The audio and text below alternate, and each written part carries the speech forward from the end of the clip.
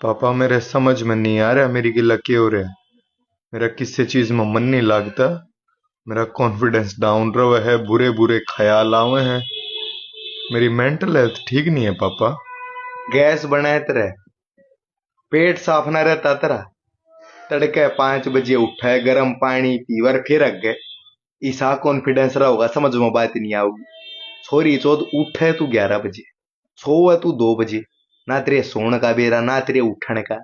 और फिर खाया जाओगा पिज्जा बर्गर चाउमीन मोमोज। जब बद कब्जी रहे तेरे। और वह कब्जी हो गए फिर तेरे जट दिमाग में गैस। अरे क्या है मेंटल हेल्थ? मन ने कदे नाम ना सुना इस मेंटल हेल्थ का। क्यों है यार? सॉरी चो, दो जिम्मेदारी ये पड़गी, पाछा पाट गया। बढ़िया खाना खावे आदमी, बढ़िया रवे, चूरमा चारमा खाया कर। मेरे कुछ समझ में नहीं आ रहा क्या हो रहा है मेरे साथ। रे हड़क में डंडा दूंगा इसी गांडू बात करी थे। दूध दाद पिया कर ठीक से।